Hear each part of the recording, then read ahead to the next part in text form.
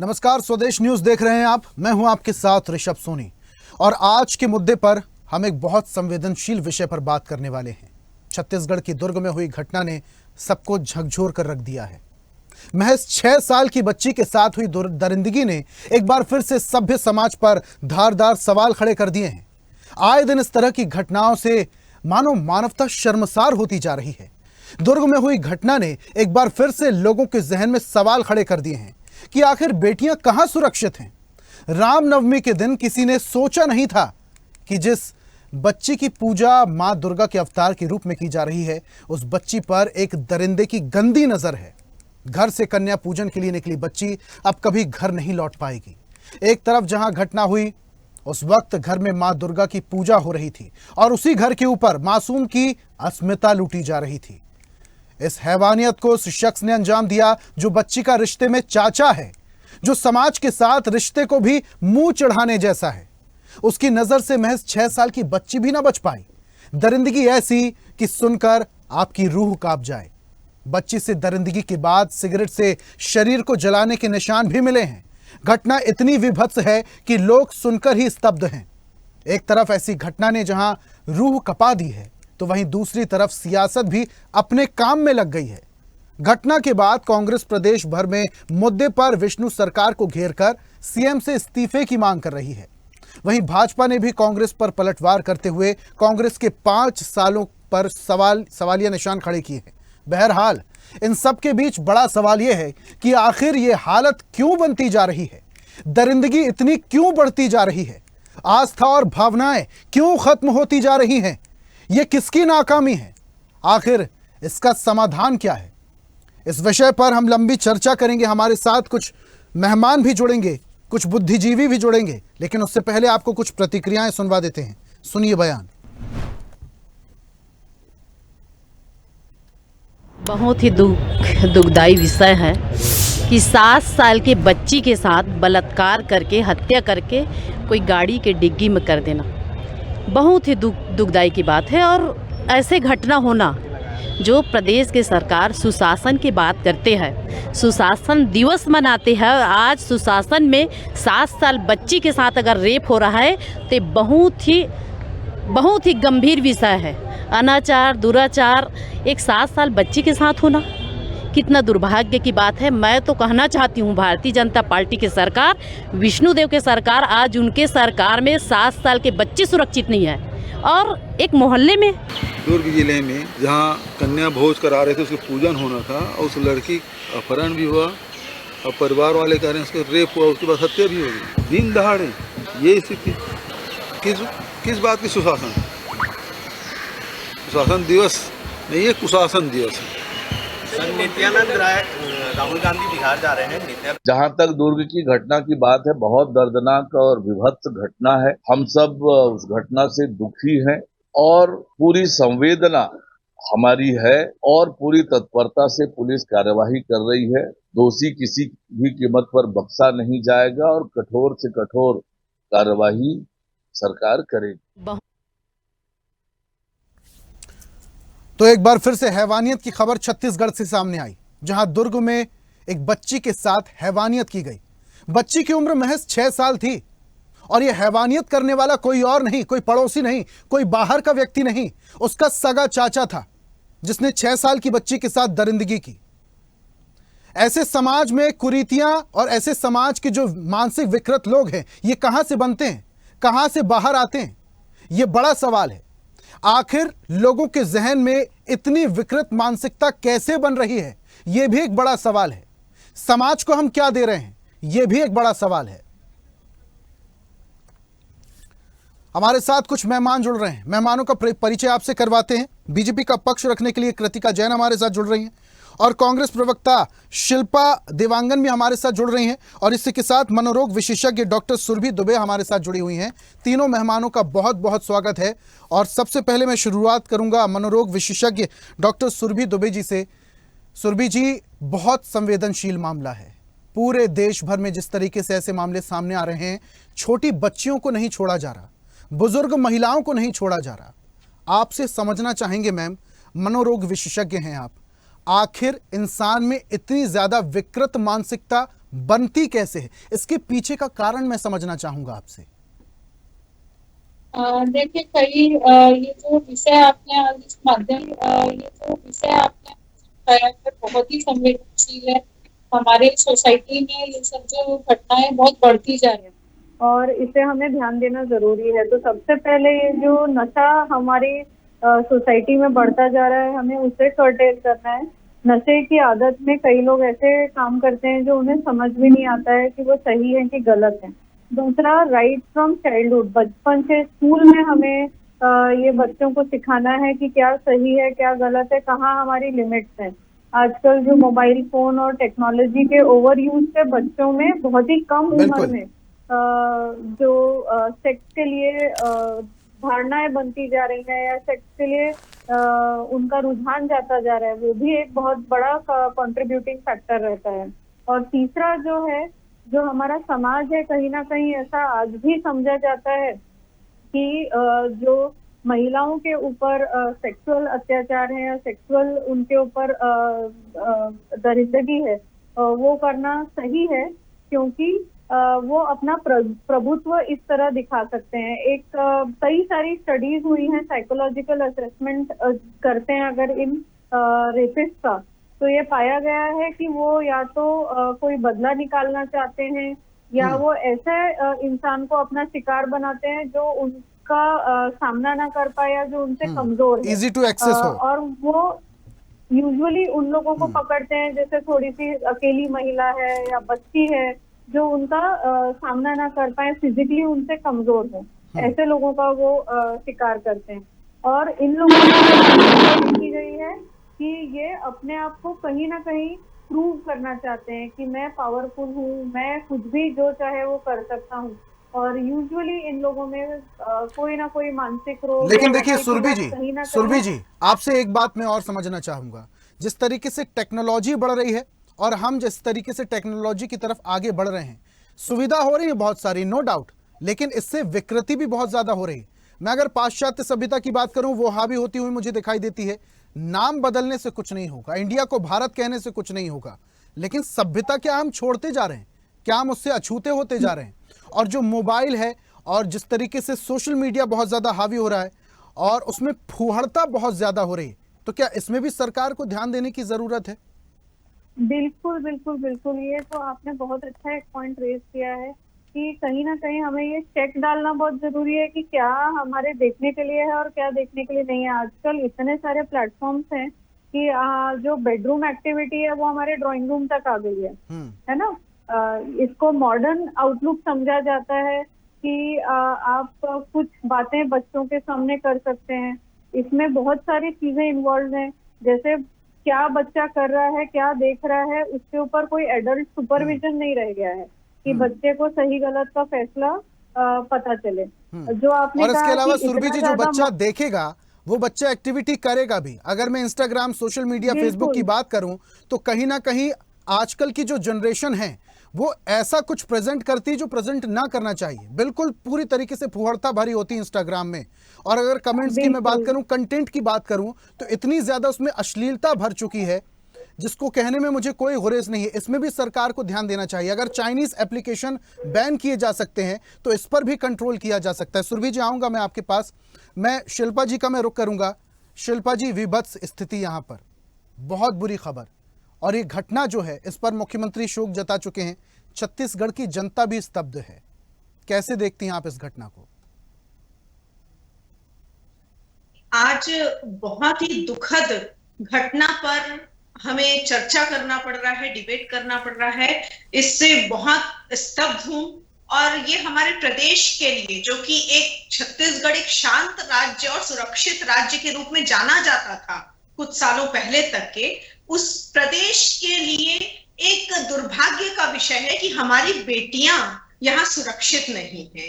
आज प्रदेश में ऐसा माहौल बन गया है, हम इसे कंट्रोल नहीं कर पा रहे हैं, नियंत्रण नहीं कर पा रहे हैं। मैं मानती हूँ ये राजनीति का विषय नहीं है, परंतु राजनीतिक पार्टियों का, राजनीतिक दलों का, सत्ता, शासन, प्रशासन और सामाजिक जो अवेयरनेस है वो लाना बहुत जरूरी है और सभी को सुचारू रूप से कार्य करना जरूरी है, तभी ऐसी वारदातों पर नियंत्रण ला पाएंगे। तो समस्या जो है उसका समाधान निकालना पड़ता है, इसीलिए चर्चाएं आवश्यक है। आज जो स्थिति मुझे समझ में आ रही है, छत्तीसगढ़ प्रदेश में ऐसा क्यों हो रहा है, भयावह स्थिति क्यों हो रही है, तो बड़े ही दुर्भाग्यजनक स्थिति है कि आज अपराधी जो है वो बेखौफ घूम रहे हैं, उनका मनोबल क्यों बढ़ा हुआ है। इस सवाल पर चर्चा करने की आवश्यकता है, इस सवाल को सोचने की आवश्यकता है कि अपराधियों का मनोबल क्यों बढ़ा हुआ है, वो डर क्यों नहीं रहे, उन्हें कानून का डर, समाज का डर, बदनामी का डर या अपने जीवन का डर क्यों नहीं है, वो क्या साबित करना चाहते हैं। इस पर बहुत ही गंभीर विषय है, चिंतनीय विषय है। समाज के सभी लोगों के साथ शासन और प्रशासन और सभी राजनीतिक दलों को, लेकिन शिल्पा जी आप कह रही हैं इसमें राजनीति नहीं होना चाहिए, और नो डाउट ये राजनीति का विषय भी नहीं, लेकिन फिर भी राजनीति तो हो रही है, राजनीतिक बयानबाजी भी हो रही है। पूर्व मुख्यमंत्री भूपेश बघेल ने क्या कहा यह भी आपने सुना होगा। क्या भूपेश बघेल सरकार में रेप नहीं हुए? क्या उस समय दुष्कर्म नहीं हुए? क्या अपराध नहीं हुए? देखिए, घटनाएं होती है, परंतु उनका नियंत्रण रखने के लिए सरकार के क्या विजन है, इस पर बात होनी चाहिए। मैंने कहा ना कि समस्याएं हैं तो समाधान पर बात होनी चाहिए, परंतु आप 1.5 साल से देख रहे हैं भारतीय जनता पार्टी की सरकार समस्याओं के समाधान पर बात नहीं करती, वो बिजी शराब की दुकान खोले। हाँ, इसमें नशा भी एक बहुत बड़ा कारण मैं मानती हूँ कि जिस प्रकार से नशा को बढ़ावा दिया जा रहा है, कहीं ना कहीं ये उस पॉइंट को छूता है कि हमारी हमारी बेटियां जो है, माताएं जो है, वो सुरक्षित नहीं है, हमारी छोटी बच्चियां और बुजुर्ग महिलाएं तक सुरक्षित नहीं है। तो ये नशा का भी एक बहुत बड़ा हाथ है, इस पर सरकार नियंत्रण कर सकती है। जो सरकार का दायित्व है उसमें राजनीतिक दलों को सकारात्मक विपक्ष होने के नाते कांग्रेस को बोलना पड़ता है, और जनता भी यही सवाल पूछ रही है ना। सोशल मीडिया में तमाम सवाल देखिए कि इस पर नियंत्रण, इसके लिए क्या सजा होगी, ये सभी सवाल जनता की तरफ से है। जनता की आवाज बुलंद करना कांग्रेस का कार्य है, जनता का जनादेश मिला हो, परंतु अपने दायित्वों का क्या निर्वहन भारतीय जनता पार्टी कर पा रही है आज के दिनांक में, वो सोचने वाली बात है। ठीक है, प्रतिक्रिया ले लेते हैं। कृतिका जी, पूरी बात आपने सुनी शिल्पा जी की। सरकार क्यों नाकाम हो रही है? छत्तीसगढ़ में अपराध क्यों बढ़ रहे हैं? नशे पर बढ़ोतरी क्यों हो रही है? और जो हाल ही में सामने आया मामला दुर्ग का, जहां एक छोटी सी बच्ची के साथ दुष्कर्म किया जाता है, ऐसा एक मामला नहीं, इससे पहले भी ऐसे मामले सामने आ चुके हैं। ये अपराध कंट्रोल क्यों नहीं कर पा रही सरकार? कृतिका जी, ये अपराध कंट्रोल करने की अगर हमारी मानसिकता नहीं होती तो हम इतने अच्छे अच्छे कानून मोदी जी की सरकार नहीं बनाती, चाहे वो फास्ट ट्रैक हो, चाहे जितने भी कानून महिला और बच्चों के लिए बने हैं, अच्छे से अच्छे जो कानून बन सकते थे, वो अगर किसी ने सोचा होगा जल्द से जल्द कैसे न्याय मिले इसकी अगर चिंता की है तो वो मोदी जी की सरकार ने की है। 60 साल की इनकी सरकार क्या कर रही थी? खैर ये राजनीतिक विषय नहीं है, ये एक बहुत ही भावपूर्ण विषय है, क्योंकि मैं भी एक माँ हूँ, मैं भी एक बेटी हूँ, और इस दर्द को बखूबी समझ पाएंगे मैम आप, और ये राजनीति का विषय नहीं है। तो मैं आपसे यही समझना चाहूंगा, सोशल मीडिया में जिस तरीके से फुहड़ता बढ़ती जा रही है, इस पर बैन सरकार कब लगाएगी? चाइना एप्लीकेशन अगर बैन कर सकती है तो ये फुहड़ता बैन क्यों नहीं हो सकती? नशे पर लगाम क्यों नहीं लगाया जा सकता? हर कुछ दिन में मैं देखता हूं शराब की दुकानें छत्तीसगढ़ में खुलती है, शराब पर पाबंदी क्यों नहीं लगाई जाती? खुलेआम गांजा और अफीम बिकता है, उस पर शिकंजा क्यों नहीं कसा जाता? मैम, सबसे बड़ी समस्या नशा भी है। गांजा और अफीम तो आप नहीं बोल सकते भाई, क्योंकि इसके लिए हम बिल्कुल प्रयास में है हमारी सरकार की नशा जो है, सूखा नशा हो, गीला नशा हो, इसके लिए हमारी सरकार आए दिन स्टेप ले रही है। जो भी अगर अपराधी पाया जाएगा तो उस पर कार्रवाई जरूर हो रही है। और रही बात शराबबंदी की, तो हमने शराबबंदी का वादा नहीं किया था। जिस प्रकार कांग्रेस की सरकार ने शराबबंदी बोलते हुए भी उसमें 2200 करोड़ का घोटाला कर लिया, कम से कम ऐसा तो हमारी सरकार नहीं कर रही है। हमारी सरकार जो वादा कर रही है उसको जो भी एक्शन में लाना है वो प्रतिक्रिया उसकी दिखेगी आपको, लोगों तक वो विश्वास। कृतिका जी, मैं सिर्फ छत्तीसगढ़ की बात नहीं कर रहा हूँ, पूरे देश से अगर इस तरीके की दरिंदगी को मिटाना है तो एक बड़ा कंटेंट, एक बड़ा तत्व है नशा। उस नशे को खत्म करना होगा ना। छत्तीसगढ़ में अगर ऐसे मामले लगातार बढ़ रहे हैं तो सरकार क्या कर रही है? मैं आपको एक चीज बताना चाहूंगी, ये जो घिनौने हरकतें होती है या ये जो घिनौने कांड हुए हैं, ये इसलिए होते हैं कि उनकी मानसिकता वैसी होती है। उनके मन में क्या चल रहा होगा आप सोचिए यार। एक अगर रेप जैसी घटना होना तो आदमी सोचेगा कि रेपिस्ट है, पर ये तो इतना घिनौना कार्य है कि वो मानसिक प्रताड़ित होगा कहीं ना कहीं, चाहे वो परिवार के माध्यम से रहा हो, चाहे वो जनता के माध्यम से रहा हो, चाहे वो सामाजिक उसके समीकरण में वैसा रहा हो, तो वो कहीं ना कहीं प्रताड़ित महसूस कर रहा है और कहीं ना कहीं वो उसने प्रताड़ना झेली है या उसके मन में महिलाओं के प्रति वो घृणा है, वो उसने दिखाया। उस छोटी सी नन्ही सी बच्ची के रूप में उसने पता नहीं क्या सोचा और माता के रूप में हमारी जो बेटी थी उसके साथ ऐसा घिनौना हरकत हुआ है, उसके लिए मैं भी दुखी हूँ। मुझे भी बहुत दुख हो रहा है कि इस पे क्या अच्छा मतलब कैसा हम ऐसा डिसीजन चलिए देते छोटी सी प्रतिक्रिया लूंगा मैं सुरभि जी का। सुरभि जी, जिस तरीके से कृतिका जी कह रहे हैं कि जब ऐसी कोई वारदात होती है तो जो आरोपी होता है उसकी मानसिक विकृति को भी ध्यान से देखना चाहिए कि किस तरीके से वो मानसिक तौर पर स्वस्थ है या नहीं है। बिल्कुल माकूल बात उन्होंने कही है, लेकिन सुरभि जी मैं आपसे समझना चाहूँगा, जिस तरीके से अपराध बढ़ते हैं और अपराधी इस तरीके को कृत्य को करते हैं, तो क्या सबसे ज़्यादा ज़रूरी परवरिश भी होती है? शुरू से बच्चे को किस तरीके से की शिक्षा दी गई है, किस तरीके का माहौल दिया गया है, क्या सिखाया पढ़ाया गया है, क्या ये भी बहुत ज़्यादा ज़रूरी है? मानसिक विकृति तो शुरू से होती है ना साहब।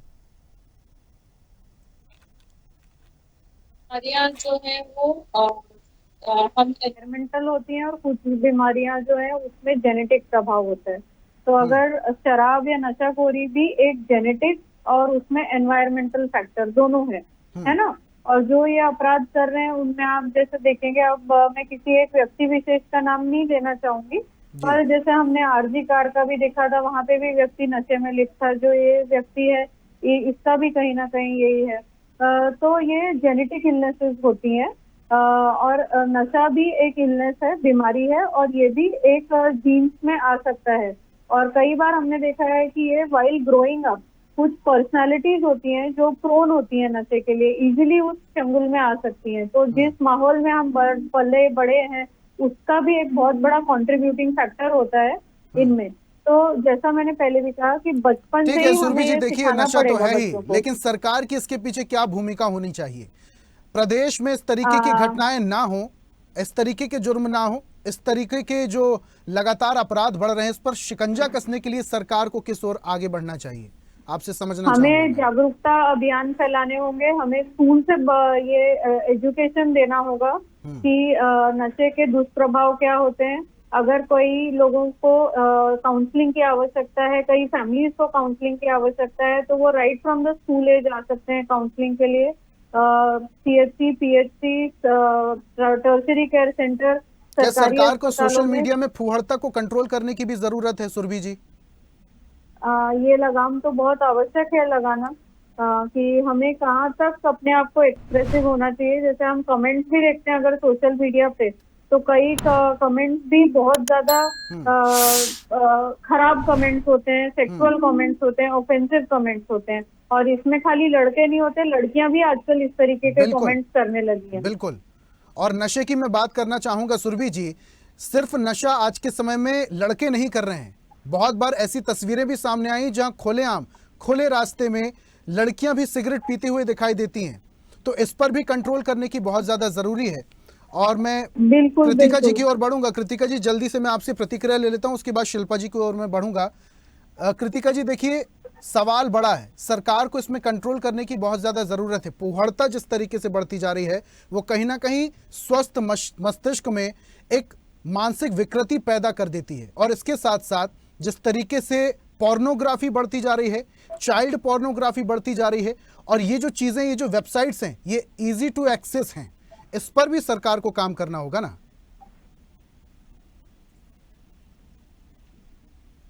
पर साथ में हम अपनी समाज के लिए क्या कर रहे हैं इसकी भी तो चिंतन हमें करनी है।